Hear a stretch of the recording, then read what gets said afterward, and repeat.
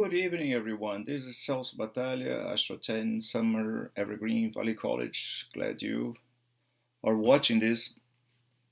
And I would like to take the chance of going through the course. Last week was our first week of class. Today is Census Day, so we are closing pretty much the course now. Whoever is in should be working, whoever is not working should be out. And I kind of established this law quite clearly in the orientation video, and also if you had the chance of doing the face-to-face orientation, I also mentioned that. Last week I could not hold the evening chat, so consistently we are having now evening chat every evening at 7 o'clock. I will opening and I will be available to answer questions. And basically, if you can't be there or here at 7 p.m., you can email me questions and I can go over the questions during the chat hour. And I can also use the chat hour to give an overview of what's going on during that week in the class.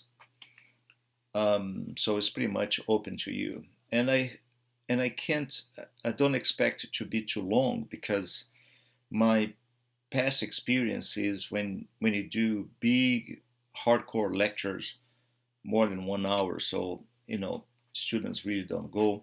So I try to go to the point and just be available to you, or go over main topics of that week.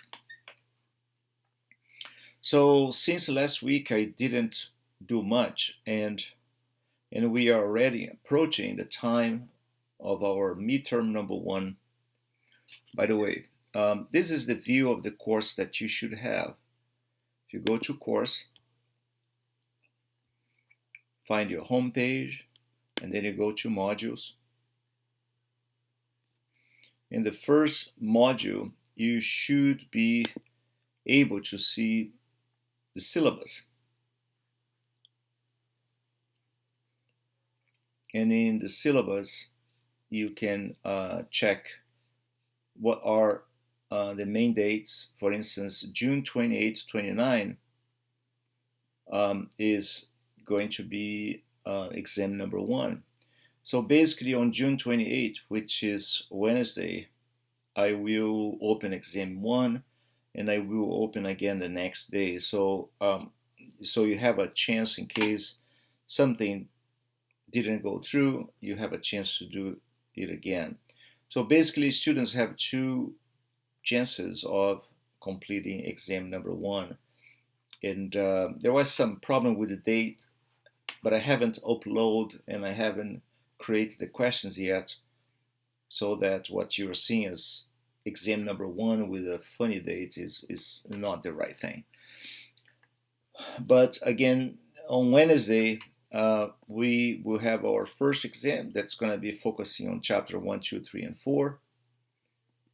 And I will try to email all of you with that information, remind you about the exam.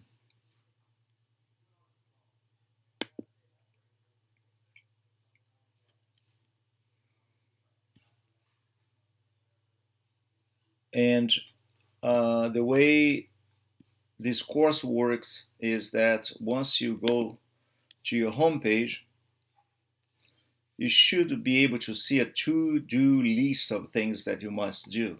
So all the activities that are closing are available in this to-do list.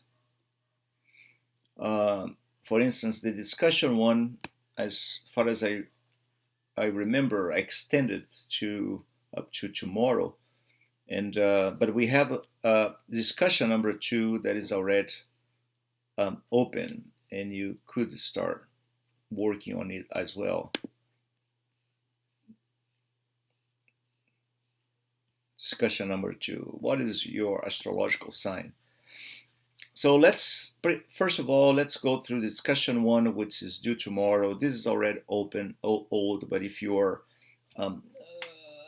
entering and initiating the course now, let me review that for you. This discussion number 1 has a series of videos you must watch. And then you have an assignment to do.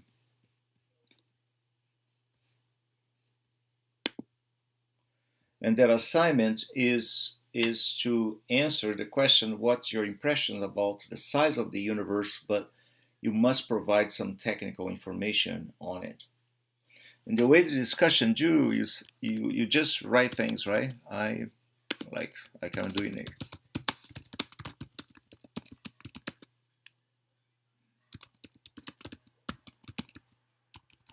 And then you describe. So the videos give information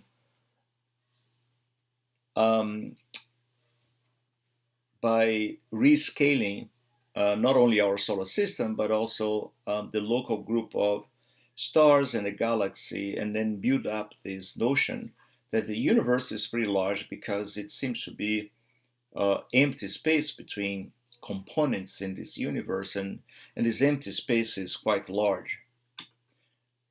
So I would like to see some numbers with respect to dimensions of our solar system, dimensions of the galaxy, and how the size of the solar system compares with the size of galaxy, and how the universe altogether is structured, and how dimensions come by and make and you should make a statement about it. There are some interesting conflict information that I'm receiving, and I'm trying to have the students working on it, and that is some students say, well, the universe is over 90 billion light years in dimension, but at the same time some students say, well, hey, the universe, we can see up to 13.7 billion light years in extent because the universe is 13.7 billion years old. So how can you organize these two informations into a consistent one? And then I reply back to you, and then I give you suggestions on what to do. Some of you, I ask you to go back and say, hey, if the Milky Way galaxy, as you said, is 100,000 light years in extent, if the Milky Way galaxy is the size of San Jose, what should be the solar system in comparison with San Jose? So let's say San Jose is 10 miles in extent, probably more, but let's make a number, 10 miles. So if 10 miles is equivalent to our Milky Way galaxy, just one galaxy in the universe, how large is the solar system in that scale? Because the main point of all these videos we saw is that, hey, it's very difficult to grasp how large and how empty the universe is. So that's why we use scales, and we use a little bit of mathematics. One example that comes out of my mind is, if you take the sun and you collapse the sun to the size of a pinhead, the closest star, which is Alpha Centauri, which is 4.3 light years away from us. So Alpha Centauri is going to be another pinhead about 15 miles away from us. So it's a scale, and that helps you to visualize how small, relatively speaking, things are, and how empty the solar system is. And then once you're done, you submit, and then what I'm doing with discussions, and don't forget, discussion is a big chunk of your course grade. I read discussions of all the students on Mondays, Wednesday, and Friday. So today I will start reading discussions, and I already read some, and I grade them. Now, if the grade is not a grade that you like, you can try again and take the information I post on your post, and then you can improve it. And then I read it again on, let's say, if I first grade on Monday, Then on Wednesday, I have the chance of reading again and improve or not your grade. And and therefore you can you know interact with me a little further and maybe improve or not your grade. And that's how these discussions will work. The main point is I would like to establish some dialogue with you, and I would like you to use those inputs that I give you in order to improve your discussion and grade. Also, in discussion one, the scale of the universe, I ask you to organize um, several objects by size, like the electron, molecule, and so on, so on, so on. So this is pretty much discussion one. Discussion two is a little bit different. I'm assuming you read work on chapter two, and you read about the history of astronomy, and then you know that astrology is a system that was developed thousands of years ago, and the culture that was responsible for developing astrology is complicated to define one. You can see the Indian scholars defending the idea that astrology started on India, and you have those that defend astrology started in Mesopotamia, and some others ascribe, well, the astrology in India is different from astrology in Mesopotamia, and the Western astrology has some origins in Mesopotamia, and it's all confusing. And quite frankly, I don't know which one is right. But what I know is that if you go 3,000 years ago, the belief was that stars and sky objects, they were gods, or they have some sort of a power over the decisions of people here down here on Earth. In some cultures, up to the moon, everything up to the moon was subject to decay and changes, and everything above the moon was not, and was perfect, harmonious, and all integrated, and therefore not subject to changes or transformations. And this system pretty much prevailed for thousands of years, and those who believe in astrology still use, although I would say that most of modern people have abandoned the core idea that creates itself or creates themselves astrology. For instance, you can, some people, when I talk to friends, they're astrologers, and they believe in astrology, like they believe in a religion, they believe in a god or in after death experience, things like that. So they have this belief. Okay, so when somebody has a belief, I personally I don't debate. So okay, that's fine. That's what you believe. You are entitled to. But um, the root of the belief was the fact, or was the idea that planets, when projected, when seen against certain regions in the sky we call constellations, so those planets that would have certain characteristics, those planets would channel some sort of power or energy or whatever word you want to call from the constellations, and then make those people who were born the day the planets were seen against those constellations um, um, somehow behave in such a way or have some sort of a traits that are characteristics of um, the gods associated with the planet and with the stars. So so nowadays, people who does astrology, or some of the people I know that does astrology, when you talk to them, they don't have this belief anymore. They say, no, this is not true. But they explain a different way. They come up with new age ideas, or they come up with configurations, or with the chaos, or with some modern terms.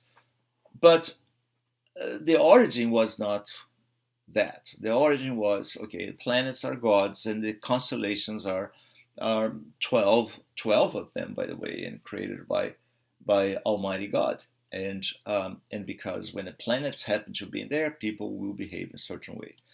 And if you go to the history of astrology, it's very interesting. It was not divinatory in the sense that you could predict things in the future, but it was more a way to, in fact, in Mesopotamia, to predict events, they didn't use sky objects in the very first beginning. They would use the guts of animals dead, and the way the blood would come out and the way the organs would configure themselves. They would sacrifice these animals, and the way the organs appears would determine the outcome, the future outcome of some event, like weddings, like business, and other things. So later on, this interpretation was or became associated with planets and stars, and then astrology, as people does today, came to be developed, right? So what I wanted to do in this discussion is not to go to a lot of terms, but use a little bit of scientific method. So this course is a science course, which means you have to use the scientific method in order to approach to certain ideas. And here's is the cue. If you think astrology is based on truth provided to convince arguments in support of astrology. So let's say you think astrology is true. So okay, what are the proof? I mean, give me a couple of proofs. I mean, this is the case. And provide references. Don't give your opinion, and don't say that astrology is good because I don't know, because you think it is. So give me the evidence of it, and that's important, right? It's very important. When you say something in science that you think has some fundament, you have to provide the evidence of it. The other one is, if you think astrology is a pseudoscience or is based on false premises, okay? So that is the case, why? So give me again arguments. Give me some way that I can use, or some argument that I can use and employ to debunk astrology. So in past use of these assignments, which I think is pretty nice, I had the students say, well, because my priest told me that, no, this is not it. You have to come up with some sort of arguments besides the authority of your priest or the authority of your church or the authority of your religion, in order to debunk astrology, right? You don't debate the validity of a belief system based on the validity or the assumption of truthfulness for your own belief system. So we don't do that. In science, you have to come up with your arguments. And once you do that, you submit your assignments, and I will try to debate and talk to you. Okay?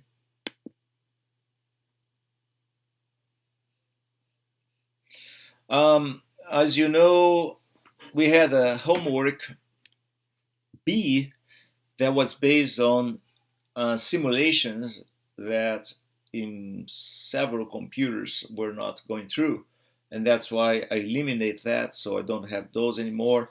LADA is some learning activity that is pretty much based on multiple choice questions. Those are pretty much extra credit. So do I recommend you to invest time in extra credit? Absolutely, because at the end of semester, I will convert those to 10% of your course grade. So it's a lot. It's 10 extra points on top of your grade. And I guess that's pretty much what I would like you to remind you. So we have an exam on Wednesday. First of all, keep doing your homework, and most of you are doing fine. And discussion, you must do discussion. Homework, like this homework, chapter 3, homework A, I will open these homeworks again last week of class, which is going to be a nice way to review the subject of astronomy, right? But I will not review or open discussions. I'm not going to do that. And I'm not open this extra credit. So once extra credits and discussions are closed, like tomorrow, discussion number 1 is closed. That's it. So whatever grade you have, that's what you got. And my recommendation is just move on. Never stop doing homeworks that you need to. This is a software, and it's very interesting to help you visualize the 3 main motions that we studied in chapter 2. So the 3 main motions are Earth rotation, Earth revolution around the sun, and precession. So Earth rotation is Earth spinning on or around its axis of rotation in a time scale that is about 24 hours. And because of this spin, we experience day and night. That's the basic one. Now, in addition to this spin, Earth also revolves around the sun on a time scale of about 1 year. And if you were to describe the combined effect of these 2 motions, would be one that Earth goes in circles around itself, but also around the sun. And the best type of curve that describes this motion is an elliptical. So let's see from the perspective of somebody here on Earth, let's try to see these events happening. As you can see here, the time is ticking 1 second at a time. But I can try to speed this up, and the sky doesn't seem to be changing. Look at the moon over there. The moon doesn't seem to be changing. But we can scale up the rate in which time changed, and then now you see how the moon, look at that, the moon is going down and setting the western sky more efficiently. That's Jupiter over there, I think. Yeah, that's Jupiter. So Jupiter is going to be going down below horizon. And this type of motion is what we identified as the daily or diurnal motion. Is the slow motion of stars, planets, and the sky object from the eastern sky. See, they are rising in the eastern sky to the western sky. They set in the western sky, and they reach maximum height as they cross due south.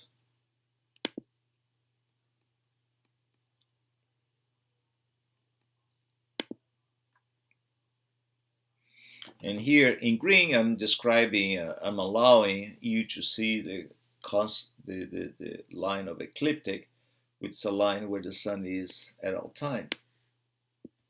So the time now is ticking quickly, is pretty much going to be 2 o'clock.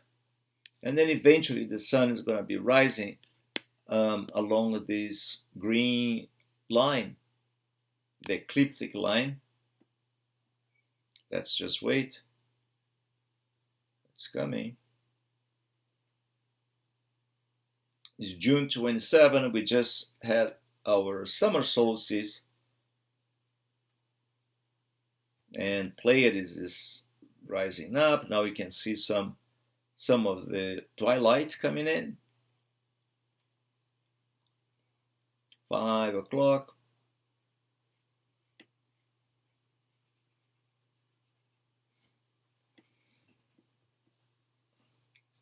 And there comes the sun. Okay. So 6 or so that the sun is coming up, and then you have another day. You could speed up using this software. We could speed up a little bit more.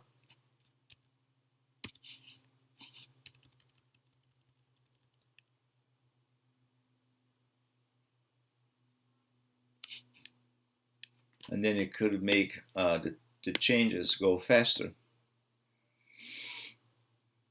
And the sun is going to reach maximum height when it crosses due south, astronomically speaking, and then we start going down. So why, or what is the cause of this apparent motion of the sun and the star and planets too, if I label planets, during daytime? Well, what is causing that? So what causes this is Earth spinning and rotating on its own axis of rotation. Okay.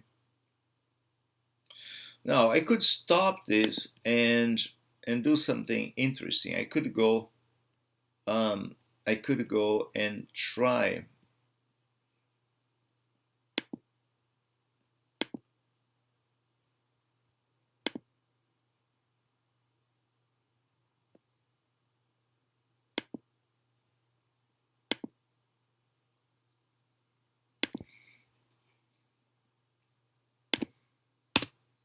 what would be the resulting motion if we were kind of hovering on Earth, just observing the sky object. So see now, if you go to a position of being outside Earth, like this one. So the sun is somewhere here, right? That's Orion right there. So the sun is somewhere here, and that's why half of Earth's hemisphere is lit by the sun. So Earth rotates and carries along with it everything and every single one of us that happen to be on its surface. We goes in and become part of this rotation, and as a result we see the stars that are very far away that seems to be immovable. We have the impression that they are the ones going around us. So it's not it. So Earth is the one that in the space, as you can see in this simulation, spin from the western sky to the eastern sky. So it has an eastward motion, and we call this eastward motion prograde motion. And because of that, we have the impression that stars themselves and planets themselves are the one going around ourselves. See, Neptune is here, it's not moving. Let's see if we can find another planet. Oh, Pluto is not a planet. How about Saturn? So Saturn is there. I mean, Saturn has its own motion, but we barely can see it, and Earth is spinning.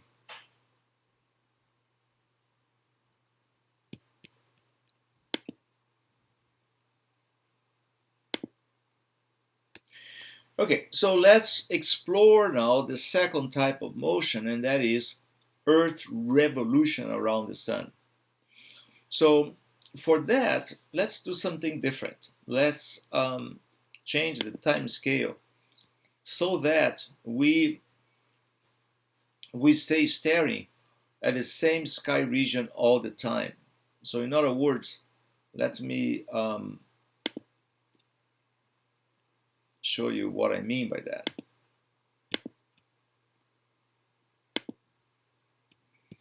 See the moon over here, the ecliptic, and just to make it simple, I will turn off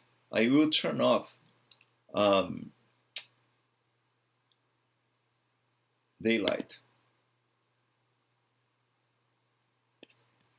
We are June 26th, and there are some skies, some constellations out there.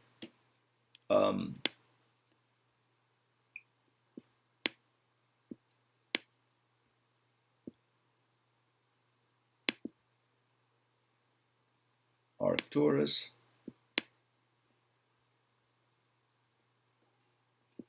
That's the Big Dipper right there.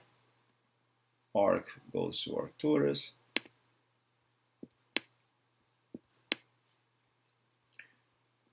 And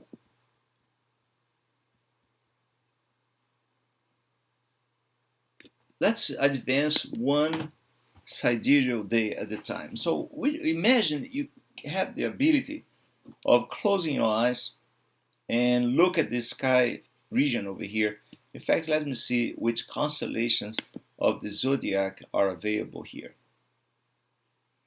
At least give us some reference.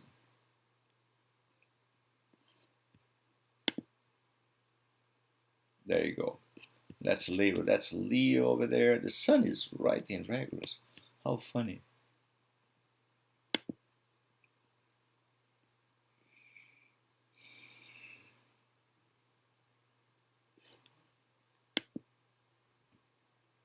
Okay. So let's say we close our eyes and then we open and we see these constellations, right, in the sky on June 27, 2017. So then, and then we close our eyes and we open up when these constellations are in the same position in the sky, like this. So if we keep closing and opening the eyes exactly one sidereal day at a time, which means Earth gives one spin around its axis, and then we open our eyes. And when this spin is completed, we close our eyes, and we will open again when Earth has completed one spin. So if you do that, look at what you see. The moon appears to be prograding, going from western sky to the eastern sky. The sun is doing the same every single sidereal day, and there is something here which might be a planet. There you go, that's Mercury. Mars is pretty much close to the sun, and I will speed up. So the moon is going prograde, the sun is going prograde, but look at Mercury. Look at Mercury right here. So Mercury now is going the other direction. We call that retrogradation. Mercury retrogrades, but Venus keeps prograding. It's going eastward.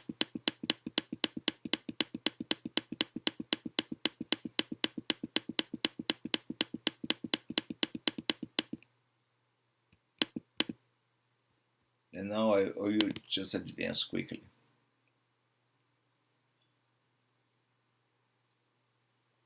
Now Jupiter is retrograding, you can see in the left-hand side. Venus is retrograde, look at that, and Venus prograde. So why we see and why ancient astronomers were able to finalize the night sky, or to interpret the night sky as being the result of prograde, retrograde motion, and why planets came to be studied the way they were, and finally associated with gods or goddess, pretty much gods or animals. Why is that? Well, because the planets, for all purposes, they seem to be stars, which are gods, but they seem to be moving with respect to the stars. In other words, they are closer to us than the stars are. And these simple observations led ancient astronomers to interpret planets as being intermediates between us and the god stars. And that's why studying planets' position, in fact, was a major development in mathematics. In certain cultures, if you go to the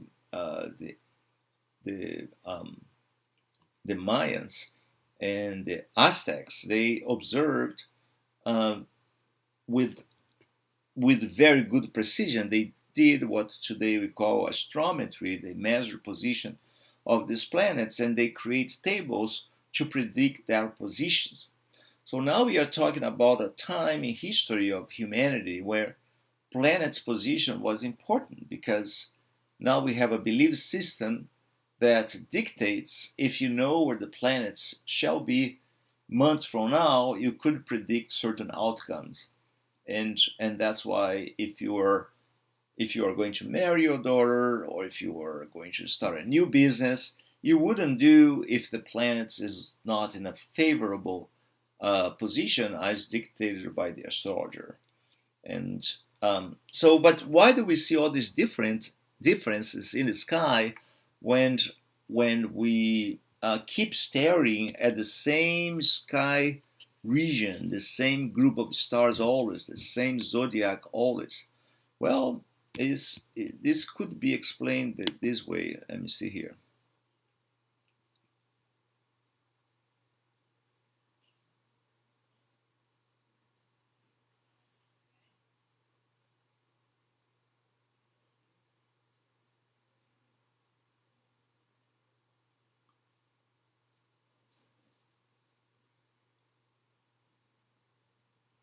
Let's see if I found it.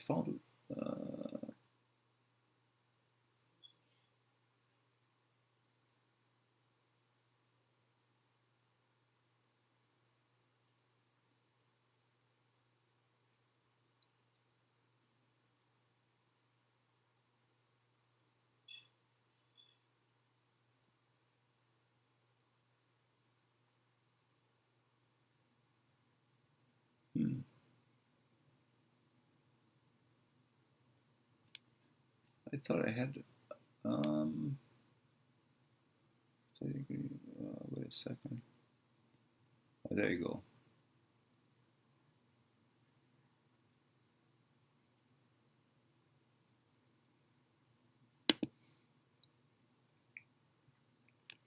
So here is a simulation of the sun and the planets going around the sun. All these dots you can see are asteroids that happen to be located between the orbits of Mars and Jupiter. Jupiter is not appearing here unless we kind of go away like this. Then eventually we will appear. Or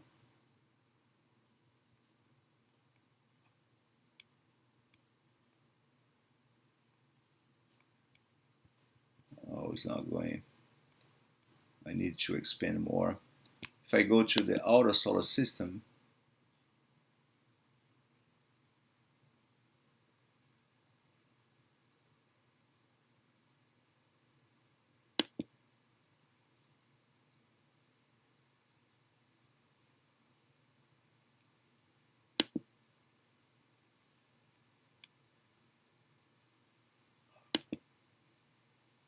there you go. So in the outer solar system, then you have Jupiter, Saturn, Uranus, and Neptune, and the inner planets are there, but so crunched around the sun we don't see them, right?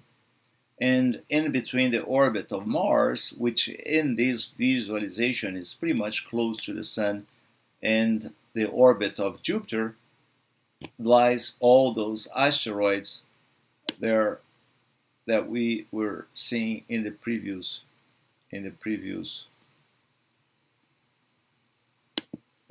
simulation, these ones. Okay, so we have all these asteroids going around the sun, and that's what we got. But so if I stop here, how is it? How can we explain this changing of constellation? How can we explain the seasons as we move through the months of the year? So here's the planet Earth, and in our simulation we keep staring at a certain, so this is Earth, and we stare at a certain region in the sky always as Earth rotates. So you have to be facing, let's say, always either this region here, no matter where Earth is. So eventually, if you wait 6 months now, you're still staring at the same region where Orion is. This is Orion. See this Orion? These three stars, the three stars. So you're staring at Orion, but now the sun is passing close to it. Now we look at Orion right there at night, and we don't see the sun across to it. So the simulation that I did before, this is exactly what we did. We open the eyes, we see a certain sky region, we close the eyes, Earth rotates, and then we see it again. And then, which means any single planets or asteroids or moons that happen to be passing in between the line of sight and that sky object will be seen in a prograde or retrograde motion. So the second major motion that we are subjected to is caused by Earth revolution around the sun, and that's what you're seeing here, and has a period of about 1 year. We just saw a comet passing by. Let me see if I can. Oh, there you go. Sometimes there you go. Sometimes a comet just come by, and see if I can get that one. See, that's a comet. Which comet is this? Eson. Yeah, it's apparent magnitude 147, 2013. Wow. So, and the third one is precession. Precession is a little bit more complicated, a little bit more difficult to detect, but I can show you some of its effect. For instance, when somebody say, well, my astrological sign is such, chances are, if you look at the position of the sun against the constellations of the zodiac, it's not going to be that particular sign. For instance, if somebody say, oh, my sign, I'm Aries because I was born March 21st. So what you do, you go March 21st. In fact, let's go to Earth. So you go to March 21st,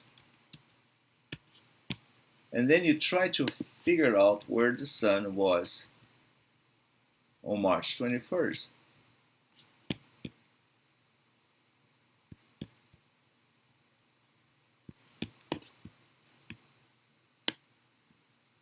So in March 21st,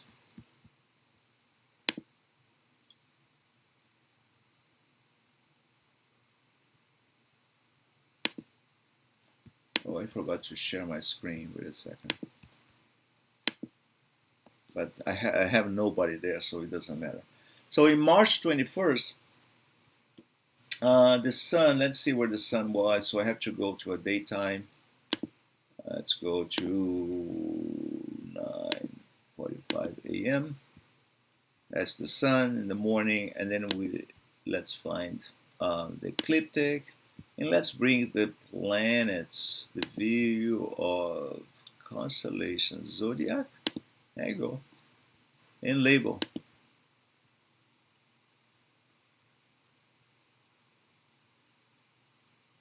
Planet, the moon.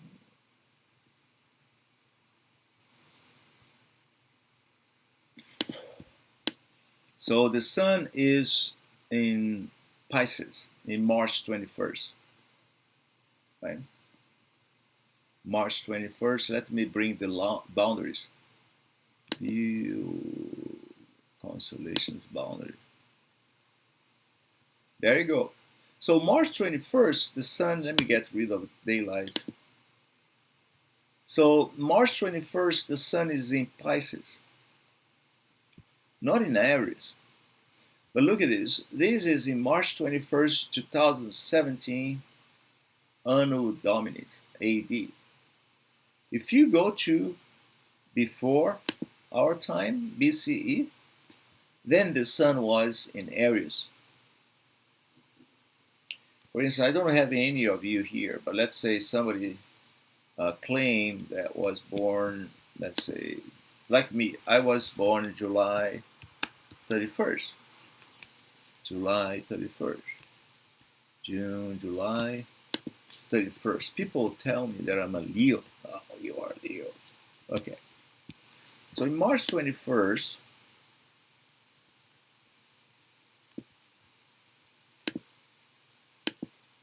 I'm sorry, July 21st, let's see where the sun is, what time of the day is that, 7 p.m., let's go 9 a.m. Look where the sun is. The sun is in this constellation Leo before our time, right? BCE. But if you go to Anno Dominis, is in Cancer. The sun is dead on Cancer. So if a astrologer come to me and say, hey, you are Leo because you have the characteristics the sun was against Leo, it's not. When I was born, and let's say 1953, the sun was dead in Cancer. So these changes are caused by precession and takes a time period of 26,000 years. And it's caused by combined gravitational tug of sun and moon over Earth bulging equator, right? And because of this, the Earth axis of rotation precesses like a top, so that if you divided 26,000 by 12, you have a period of about 2 to 3,000 years where the sun is going to be in one of these houses, in one of these zodiac constellations of zodiac. And then in the next one in the spring, the sun is going to be moving away. So I would say chapter 2 is very important in the sense that it gives us some better understanding of the sky object and its changes, and also give us a perspective of past stuff, right? You get rid of labels. There you go. And help us to better understand what's going on out there. So Earth diurnal motion, Earth revolution around the sun, and precession are the main things. And also moon's phase. If you have any problem identifying moon phase, how can you look at the moon in the sky and determine if the moon is waxing or waning, or if it's a crescent, or if a gibbous phase? If you have any question on that one, email me, and then I can prepare a video for you tomorrow on this subject, and I can explain moon's phase a lot. There will be lots of questions on moon's phases in your exam, so you should know that. Okay. So, folks, that's all. That's all she wrote, and see you tomorrow. Hope to have some of you tomorrow here. Thank you.